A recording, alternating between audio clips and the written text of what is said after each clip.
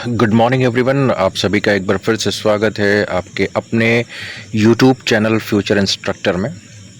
जैसा कि आप सभी को पता है कि CITS 2026 second round counselling choice filling का जो रिज़ल्ट है वो 4 जुलाई को निमी की वेबसाइट पे पब्लिश कर दिया गया है।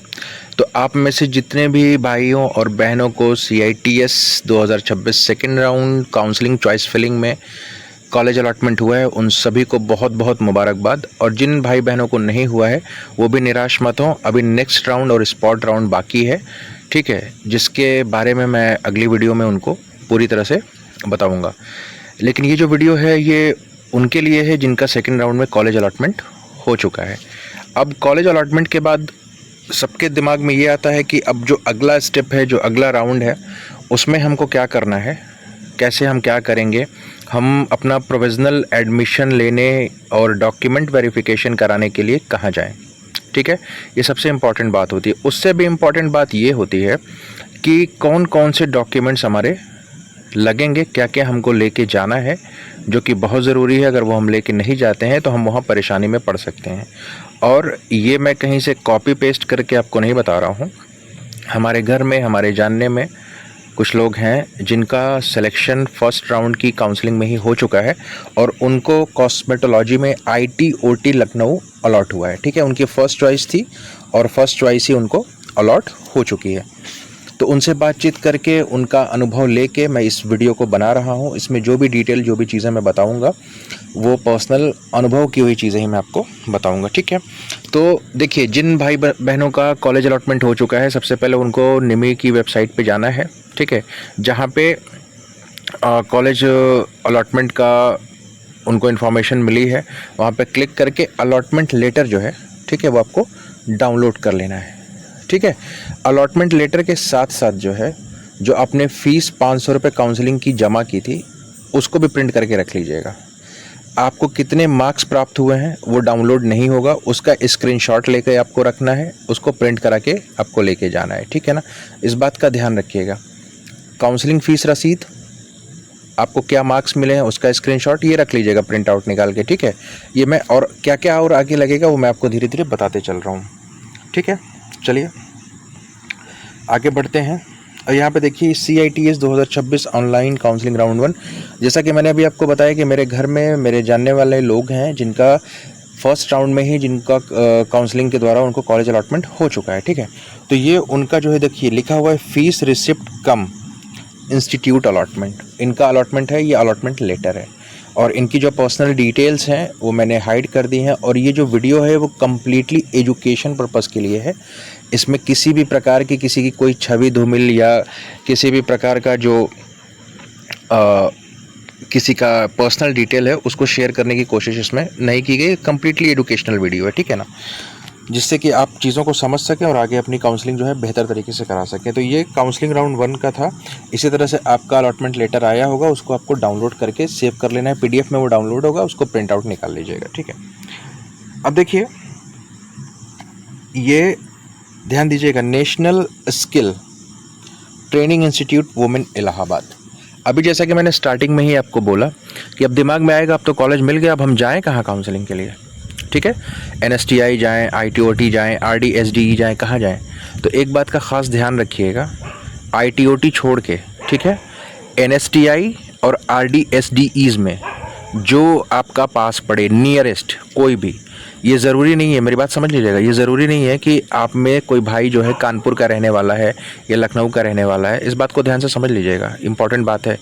और उसको NSTI मुंबई अलॉट हुआ, एग्जाम्पल की मैं बात कर रहा हूँ, ठीक है, या उसको NSTI देहरादून या उसको NSTI जयपुर, एग्जाम्पल की मैं बात कर रहा हूँ। मान लीजिए यहाँ पे NSTI है, वहाँ पे उसको अलॉटमेंट हुआ, तो वो NSTI जयपुर जाके अपनी काउंसलिंग कराएगा, ये बिल्कुल गलत बात है, ठीक है।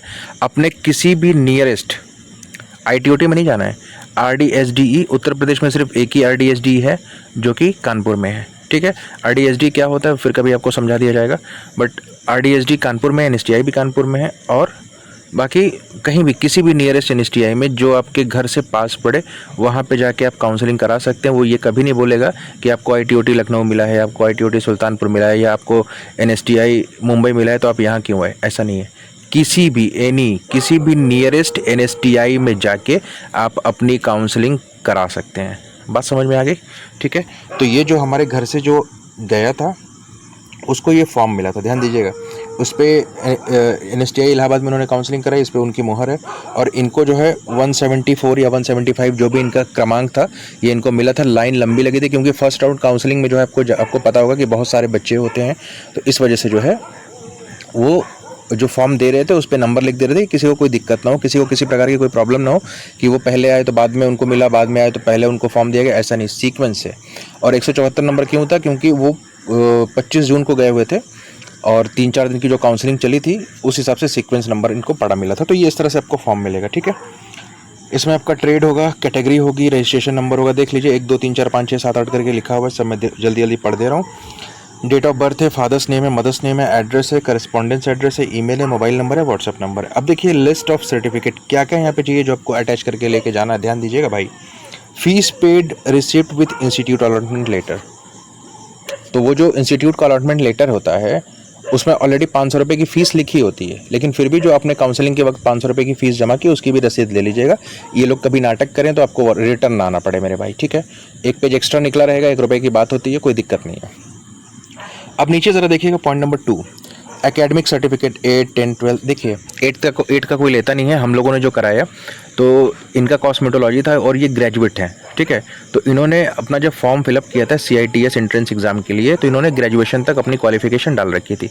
तो इन्होंने 10th का मार्कशीट सर्टिफिकेट, 12th का मार्कशीट सर्टिफिकेट, ग्रेजुएशन का मार्कशीट सर्टिफिकेट ये अपना लेके गए थे। और एक चीज़ का ध्यान देना है, ITI का भी मार्कशीट और सर्टिफिकेट आपको लेके जाना है अगर आपने ITI पास कर रखी है, ठीक है। अगर आपका ITI का रिजल्ट अभी नहीं आया है, आप अपियरिंग में हैं, ठीक है, आने वाला है, तो उसका भी प्रावधान है, वो मैं बताऊंगा। लेकिन अगर आपने मान लीजिए कि एग्जाम्पल के तौर पे आप 12th पास थे, ठीक है, उसके बाद आपने ITI की, ठीक है, रिजल्ट भी आ चुका है, तो आप 10th का मार्कशीट सर्टिफिकेट, 12th का मार्कशीट सर्टिफिकेट और जो ITI है उसका मार्कशीट सर्टिफिकेट अगर आप कंप्लीट कर रखे हैं तो ये आपको लेके जाना पड़ेगा, ठीक है भाई, याद रखिएगा। और अगर नहीं किया है तो उसके लिए क्या करना पड़ेगा वो भी बताता हूँ। चलिए नीचे पढ़िए, मेडिकल फिटनेस सर्टिफिकेट, इसका फॉर्मेट नीचे मैंने अटैच कर रखा है, वो मैं आपको दिखा दूंगा, उसी को आप ले लीजिएगा। उसका लिंक मैं डिस्क्रिप्शन में डाल दे रहा हूँ, ठीक है। फिटनेस सर्टिफिकेट का उसको आप लेके और सरकारी हॉस्पिटल चले जाइएगा, डॉक्टर से मिल लीजिएगा, कुछ जो भी उनके चार्जेस हैं दे के अपना फिटनेस सर्टिफिकेट आप तैयार करा लीजिएगा, ठीक है। उसके बाद देखिए कास्ट सर्टिफिकेट, अगर आप रिजर्व कैटेगरी में आते हैं तो आपका कास्ट सर्टिफिकेट होना चाहिए। और याद रखिएगा वो 3 साल से ज़्यादा पुराना ना हो। जैसे 26 चल रहा है तो मान लीजिए कि 2024 में आपने बोला 24, 25, 26 चलेगा, बस 3 साल कंप्लीट इधर होना चाहिए, 3 साल से ज़्यादा पुराना ना हो, इस बात का खास ख्याल रखिएगा, वरना जो है फिर आपको दिक्कत होगी। और उसके लिए क्या करना पड़ेगा, वो एफिडेविट बनवाएंगे फिर, ठीक है, क्योंकि एक केस आया था वो अभी मैं डिस्कस करूँगा वो किस पे था।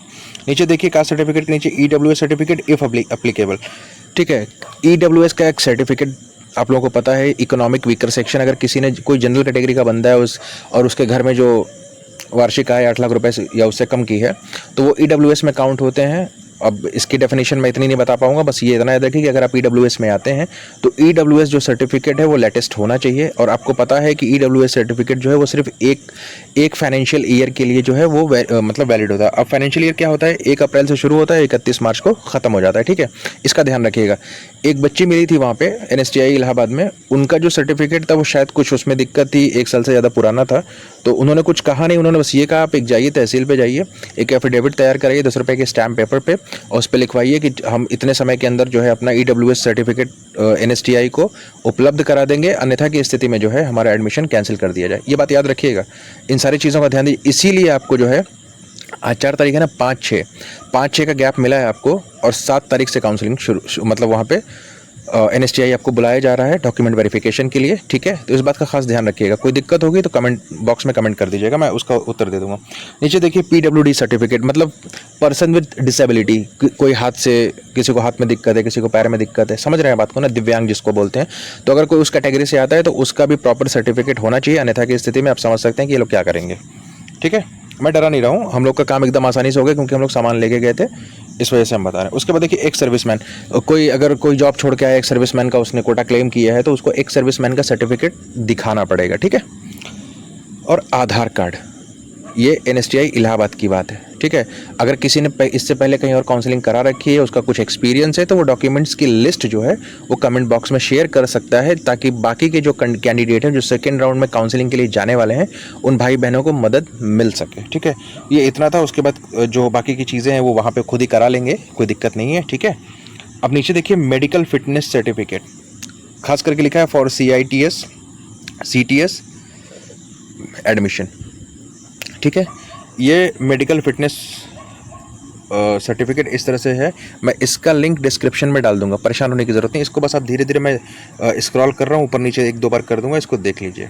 ये ऐसा ही रहता है, आप अलग से किसी चीज़ पे बनवा के मत ले जाएगा। यहाँ पे देखिए फ़ोटो पेस्ट होगा आपका, उस पर भी मुहर लगवा लीजिएगा, साइन करा लीजिएगा। ठीक है, और जो डॉक्टर बनाएंगे वो MBBS वगैरह होने चाहिए, और गवर्नमेंट हॉस्पिटल से ही बनवाइएगा। ठीक है ना, बाहर से कहीं से मत बनवा के लेके चले जाइएगा। तो ये जो है पूरा फिटनेस सर्टिफिकेट है आपका, इस तरह से ये रहेगा। मैं इसका लिंक डिस्क्रिप्शन में डाल दूंगा। ठीक है ना, अब और नीचे चलते हैं। ये देखिए अंडरटेकिंग फॉर्म, ध्यान दीजिएगा, undertaking form appearing candidate parent for seeking provisional admission. अभी मैंने बताया था पीछे थोड़ी देर पहले कि जो भाई बहन ITI कंप्लीट नहीं किए हैं, उनका ITI चल रहा है, उन्होंने CITS के लिए एडमिशन में डाल दिया था, मतलब उनका बस इस साल कंप्लीट होने वाला है, कभी भी रिजल्ट आने वाला है, एग्ज़ाम हो गया, एग्ज़ाम हो जाएगा, रिजल्ट आ जाएगा, तो उनके लिए अंडरटेकिंग फॉर्म है जिसको पेरेंट्स साइन करेंगे। इस बात का ध्यान दीजिएगा, इसको बोलते हैं एनेक्सर V। एनेक्सर V, कोशिश करूँगा कि इसका भी जो लिंक है वो मैं आपको डिस्क्रिप्शन में डाल दूँ। ठीक है, ताकि आप जो है उसको प्रिंट करके लेके जा सको। ये सिर्फ उसी के लिए है जो मतलब अपीयरिंग में है ITI में। ठीक है ना, अपीयरिंग ITI या जो भी वो डिग्री कर रहा है उसका बस रिजल्ट आने वाला है, इस साल उसका कंप्लीट हो जाएगा, उसके लिए है, टेक्निकल डिग्री के लिए। तो ITI भी एक तरह से टेक्निकल है। ठीक है ना, तो ये अंडरटेकिंग फॉर्म है, बात समझ रहे होंगे आप। ठीक है, इस तरह से है ये 2 पेजेस का, और सिग्नेचर ऑफ द कैंडिडेट और parent which ever is applicable, इस तरह से करके इसको लेके जाना है। इसको भी मैं डाल दूंगा। ठीक है ना, अब देखिए जब आपका वहाँ सारा काम हो जाएगा NSTI में, तो इस तरह से देखिए, ये क्योंकि NSTI इलाहाबाद में हम लोगों ने कराया है अपना काउंसलिंग प्रोविजनल एडमिशन। ठीक है, तो उसका ये वहाँ पे लिस्ट मिला, जो बंदी है उसका नाम है और रोल नंबर जो कैंडिडेट का था वो सब इस पर प्रिंट रहेगा, सारी चीज़ें रहेंगी, उनको कहाँ पे अलॉटमेंट मिला वो सारी चीज़ें, और नीचे देखिए इस तरह से स्टैम्प है। जब ये आपको मतलब जिस भी NSTI में आप जा रहे हो, ठीक है ना, हम इलाहाबाद में गए तो हमने अपना इलाहाबाद का एक्सपीरियंस शेयर किया है, और आप किसी भी NSTI में जा रहे हैं तो वहाँ इस तरह से फाइनल में जो है आपको ये रिसिप्ट दे देंगे कि हाँ भैया आपका प्रोविजनल एडमिशन हो गया है। अब आपके दिल दिमाग में ये बात आएगी कि भैया हमारा प्रोविजनल एडमिशन तो हो गया है, हम NSTI इलाहाबाद जाके अपना काउंसलिंग कराए या NSTI कानपुर जाके कराए या कहीं भी कराए, लेकिन हमको तो मिला है ITOT सुल्तानपुर, तो वहाँ कब जाएंगे? वहाँ आपको जो है अगस्त में जाना है। ठीक है, आई थिंक कि 10 से 15 अगस्त की डेट है, वो नेक्स्ट वीडियो जब मैं बनाऊंगा तो उसमें बता दूंगा। तो आपको जो कॉलेज अलॉट हुआ है वहाँ पे अभी आपको जाने की ज़रूरत नहीं है, मतलब अगर आपके पास में है आप जा रहे हो कोई मसला नहीं है, बट फिज़िकल वहाँ पे जाके एडमिशन लेने का जो कार्य है वो अगस्त में शुरू होगा। ठीक है, और मुझे ऐसा लग रहा है कि इस वीडियो में जो काउंसलिंग के डॉक्यूमेंट्स हैं, क्या क्या लगने हैं, क्या क्या प्रोसेस फॉलो करने हैं, ये सारी चीज़ों पे मैंने जो है प्रकाश डाल दिया है। अगर किसी भी भाई बहन को किसी भी तरह की कोई दिक्कत होती है, कुछ पॉइंट समझ में नहीं आता है, तो बराए मेहरबानी जो है मैं उनसे कहूँगा कि वो मुझे मैसेज करें। ठीक है, और मैं उनके प्रश्नों के उत्तर देने की पूरी कोशिश करूँगा। ठीक है, और बस यहीं तक ये वीडियो था। अगर ये वीडियो आपको पसंद आएगा तो मेरे चैनल को सब्सक्राइब कर लीजिएगा, वीडियो को लाइक ज़रूर कीजिएगा, और इस वीडियो को शेयर भी कीजिएगा, ताकि ज़्यादा से ज़्यादा जो ऐसे कैंडिडेट हैं जिनका सिलेक्शन हुआ है, जिनको कॉलेज अलॉटमेंट हुआ है सेकेंड राउंड में, उनको ज़्यादा से ज़्यादा मदद मिल सके। ठीक है, और अपना जो कीमती समय है वो फ्यूचर इंस्ट्रक्टर को देने के लिए बहुत बहुत शुक्रिया।